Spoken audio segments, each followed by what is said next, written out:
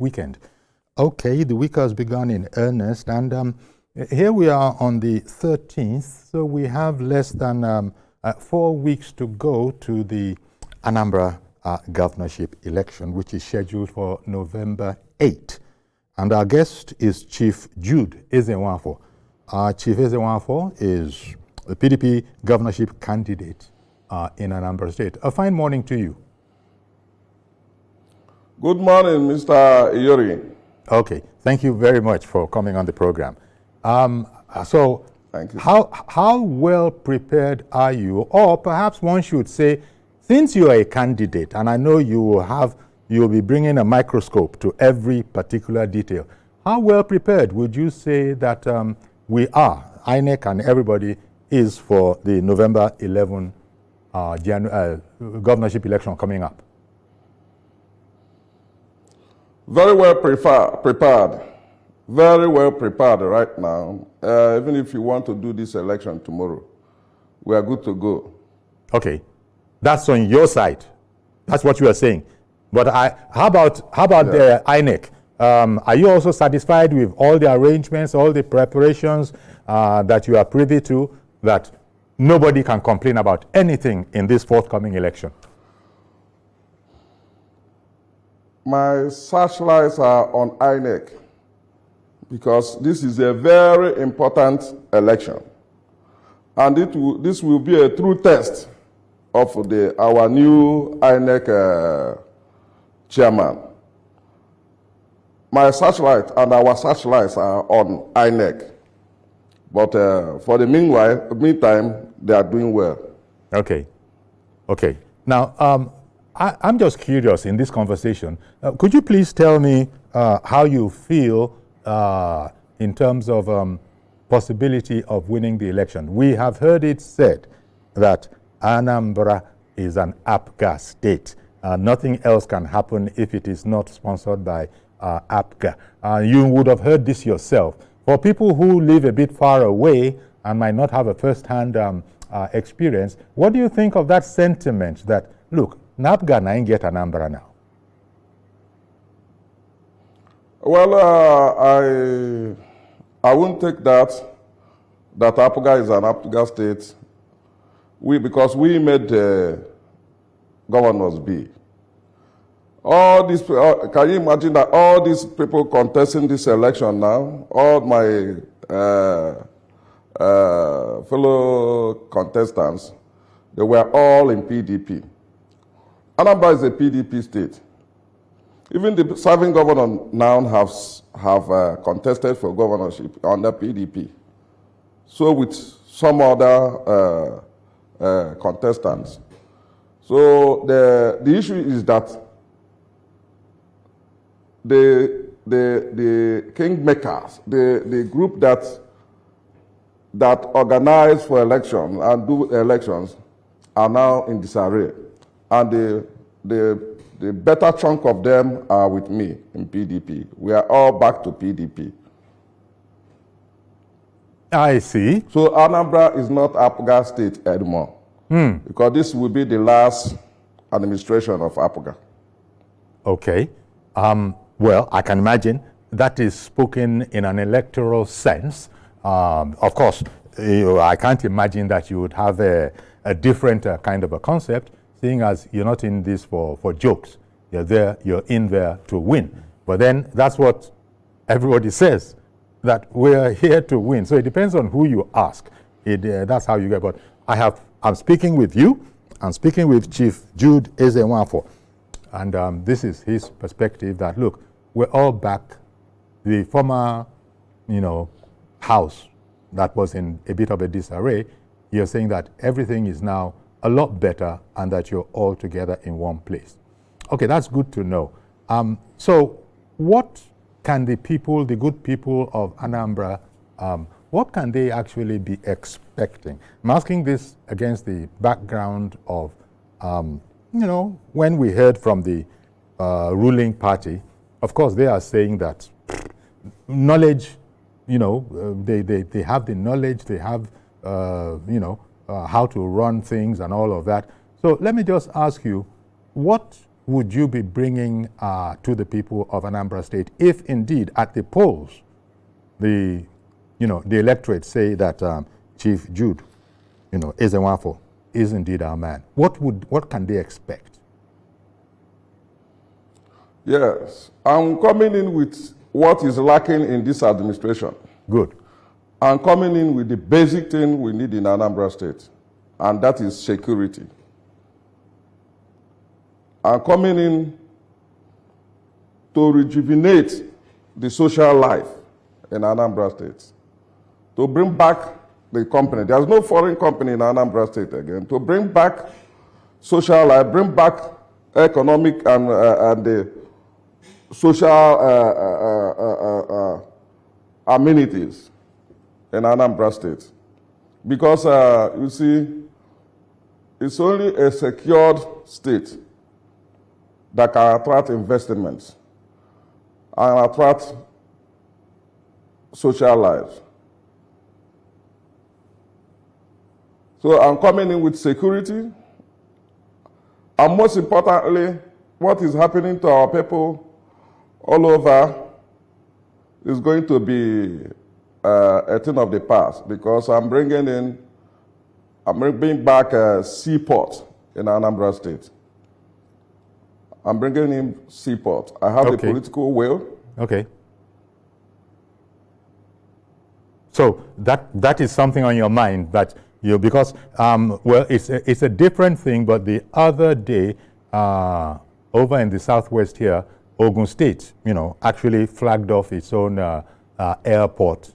And so, if you are thinking of the seaport over there, is it a realistic proposal? Because oftentimes we have these good ideas, but there is never enough money. So what would you be saying to those who were to say that, but where is the money for this going to come from, considering that there's so many things that are competing for scarce resources?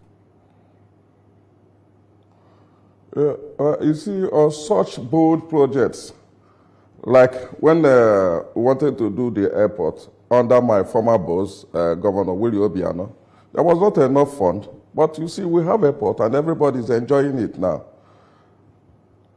We have plans to bring in investors that can help us dredge that River Niger for a proper seaport.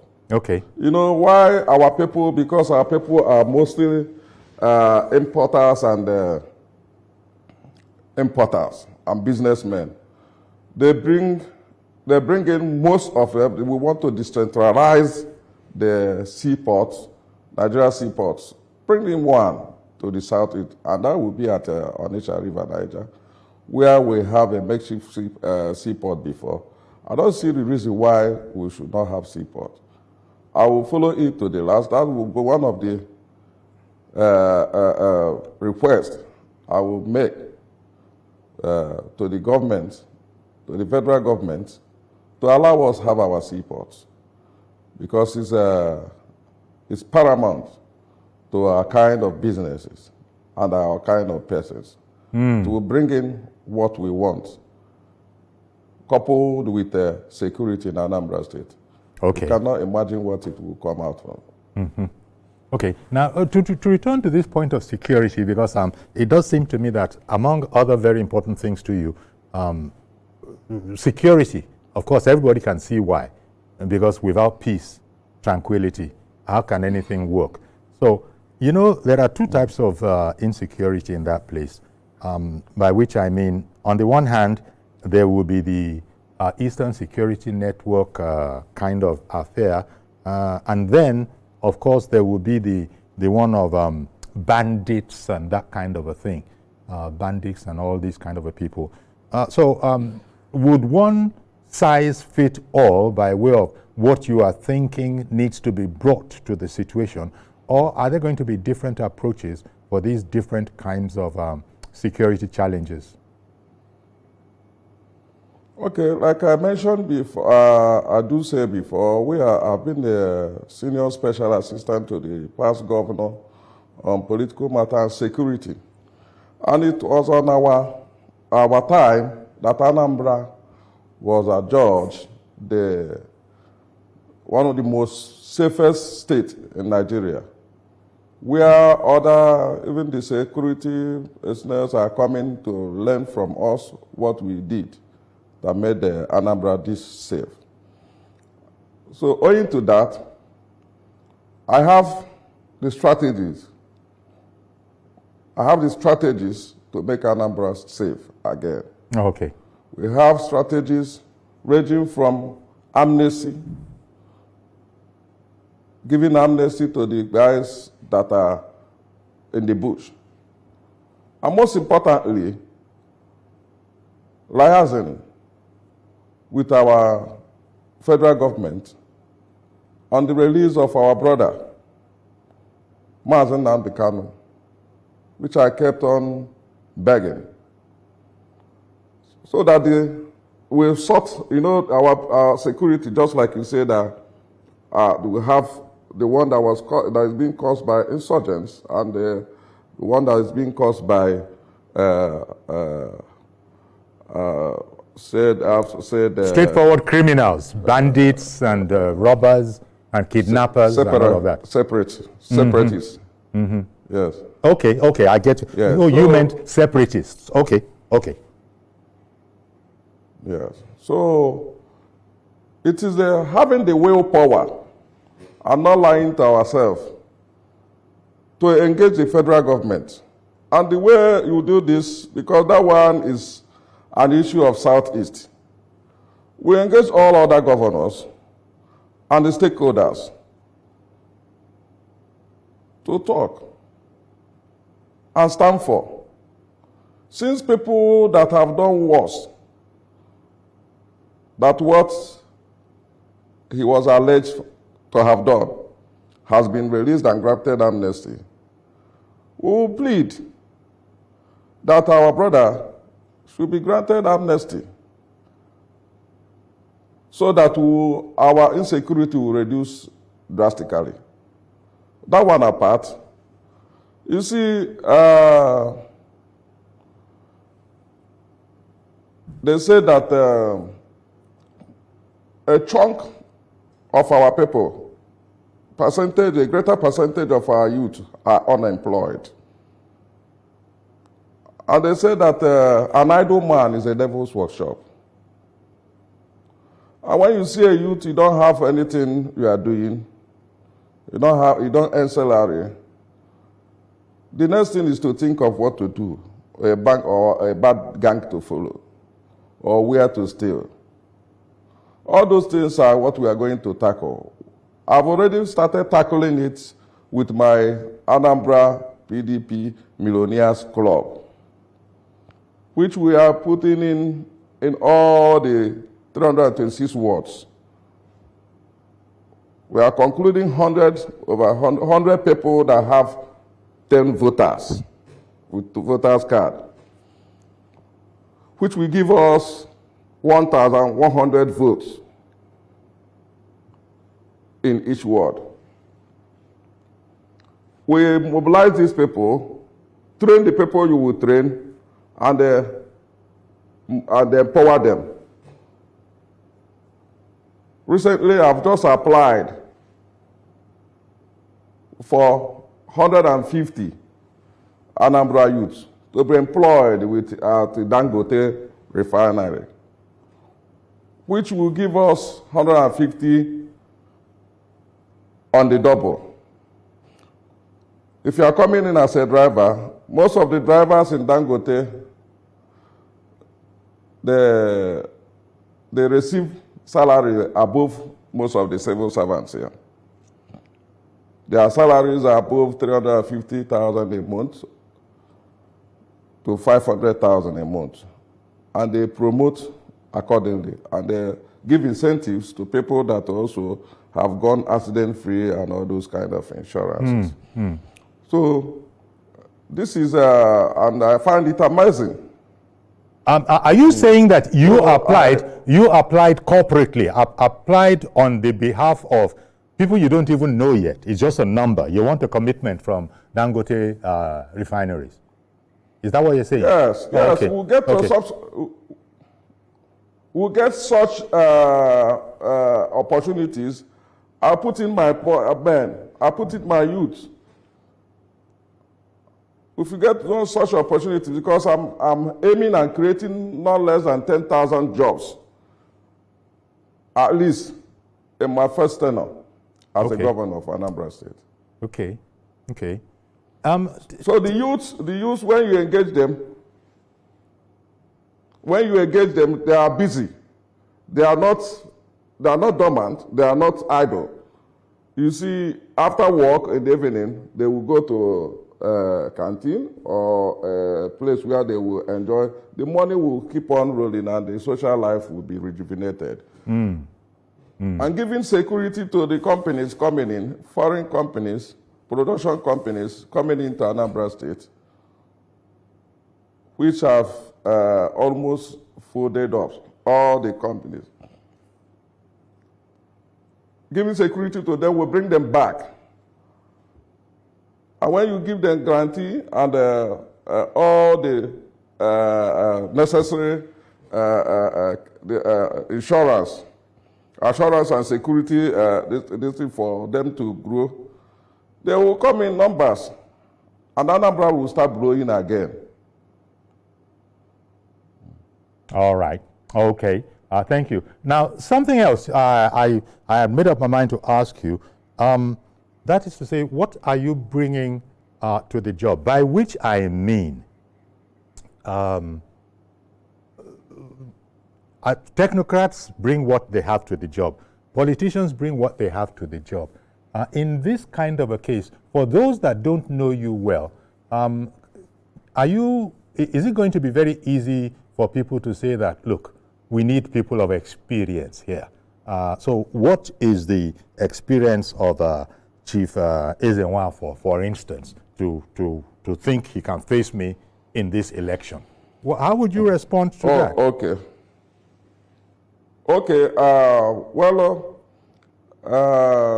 If you, it will be quite. Well, you can say that, but Chief Jude Ezenwa was the first PDP youth leader in Anambra State. Okay. I'm from the street. I'm a street general. Oh, okay. It will be funny to say there's no PDP or Anambra active youth that does not know me. There's no politician in Anambra State that does not know me. Okay. I've been in the corridors of power, from the state youth leader to the special assistant to the governor Banuju on youth and mobilization, and then special assistant to Governor Chris Ngige on security. From there to state chairman of the party, of Labour Party. We brought Labour Party and Anambra State and made the House members. From there, I became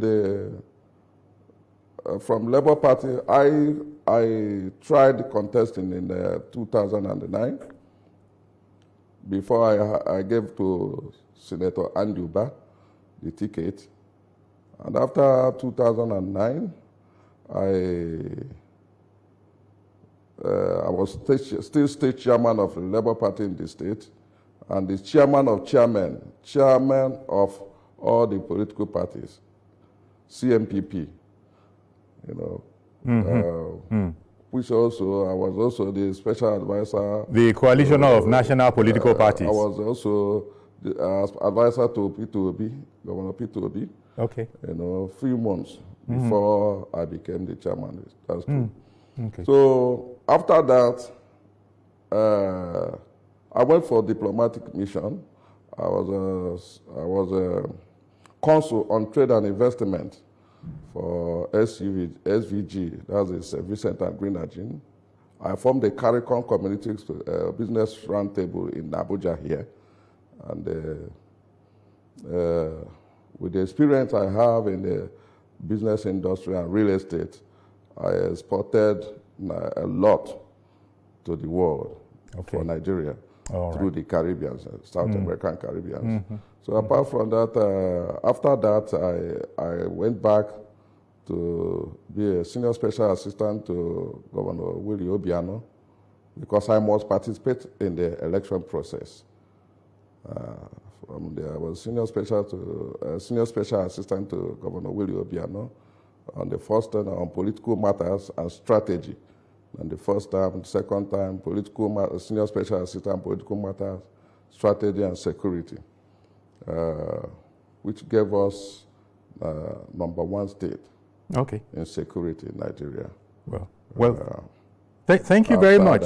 After Willie Obiano, I came back to my real estate business and political consultancy. So with this enough, I will tell you that I am at the root of the grass. Okay. I know my people. You're not just grassroots, at the very root of the grass. I like that. Tell you what, Chief, let's I know my people and I know what my people want. Okay. Mr. George in Ikeja, thank you for holding on. Please go ahead now. Good morning. Good morning, Uncle Yori. And good morning to your guest. Uncle Yori, your guest is aspiring to become the governor of Anambra State. And he said some things that caught my attention. One of them is that he is going to pursue the release of Nnamdi Kanu because what he has done, other people who have done worse have been pardoned.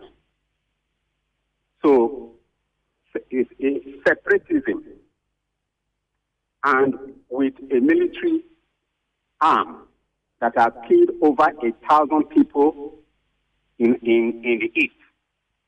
He's not criminal. He doesn't see anything wrong in that. An average Igbo elite.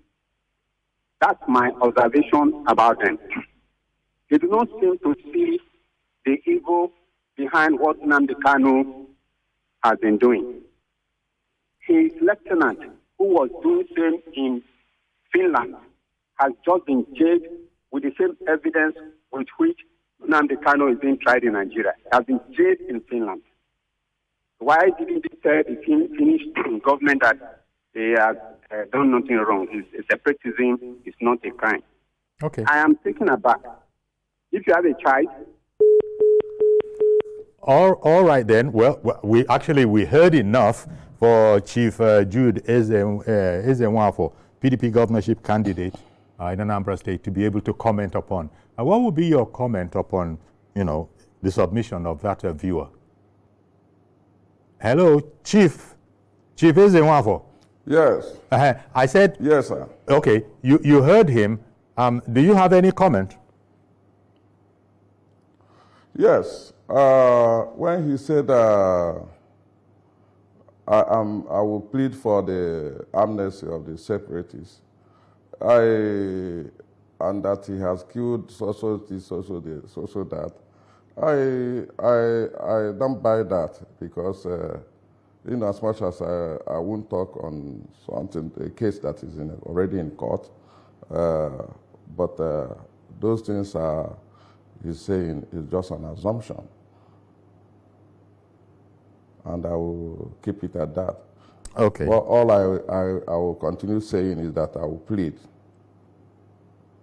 that whatever it is, as a governor, I will go and I will guarantee his safe passage, his safe release.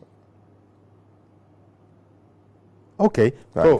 Thank you. Well, I can understand, and you probably don't want to say much more about that at this point in time. It's understandable, not least for the fact that you raised, which is that it's a matter in court. So, we better leave those areas alone. Okay, at least when you made your presentation, these are the things that went through some people's minds. So it's just as well that you've had the opportunity to air it. Now, let me look at, in terms of your aspiration, you would want to be the governor. Infrastructure, how challenging do you estimate that it is, and what can you bring to bear? I imagine you can't do very much about the erosion that plagues parts of Anambra, but talk to me about your plans for infrastructure. Not only infrastructure, solid and standard infrastructure. Solid and well-planned standard infrastructure. Because what you find out that in the present administration is that we are doing road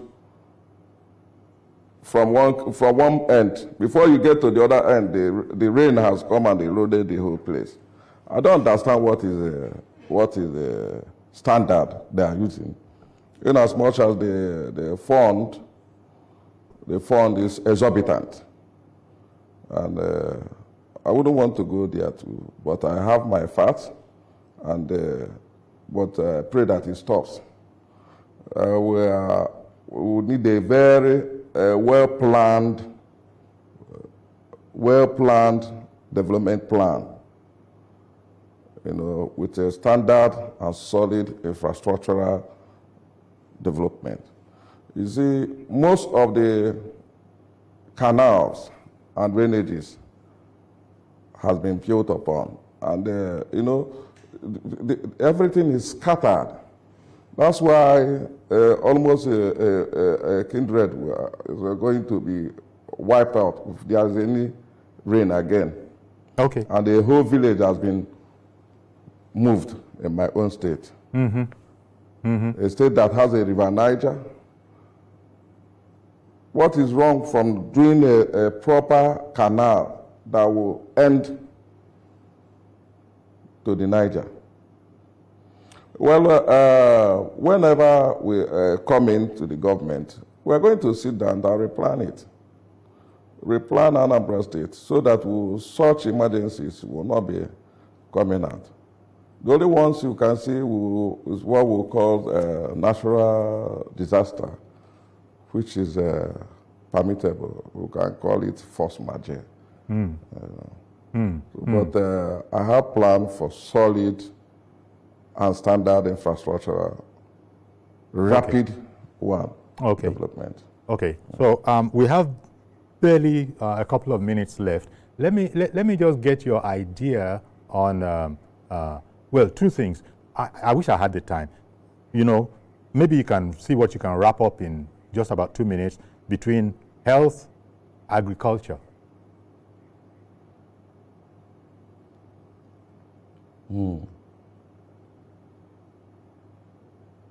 Did you hear me, Chief? Give us your thoughts on what to do to upgrade education, health, and agriculture. I just put in education, health, and agriculture. Is it possible to give us, just touch on those areas as to what the Anambra people are going to benefit from, an Ezenwa for victory? Yes, agriculture is paramount in my manufacture, because I can remember during the COVID, agriculture is one of the things that sustained us throughout that made Anambra State not to go down with some other states. We are indeed. We have the good arable lands and a chunk of farmers which we're supposed to encourage and provide subsidized agricultural products to boost agriculture. We also bring in mechanized farming and, like I said before, create farm market, like fish market, where if you are doing fish farming, every evening somebody can come and say there's fish farming, and then vegetable and fruit markets. Create it all in all the local governments and fund their sustainability. Agriculture, I have plans to move to a permanent, to a standard in my state, because it's very paramount. Okay. And well, I tell you what, Chief, I did say that we had very little time left, and perhaps I gave you too tall a task. I put those giant subjects into something like 2 minutes. I understand that you weren't able to touch on it, but agriculture, as you have said, is tremendously important. You've also spoken to us on other aspects of what Anambrarians can expect from an Ezenwa for victory in the November 8 Anambra Governorship election. So let me just thank you very much and wish you all the best as you go and meet with the electorate come November 8. Thank you very much for coming. Thank you. All right. Thank you. Okay. So do please stay with us. We'll be right back. We have, we'll look at another aspect. In fact, the new INEC chairman, Professor Amupiton, as the new, being confirmed by the Council of State as the new INEC chairman. Do please stay with us.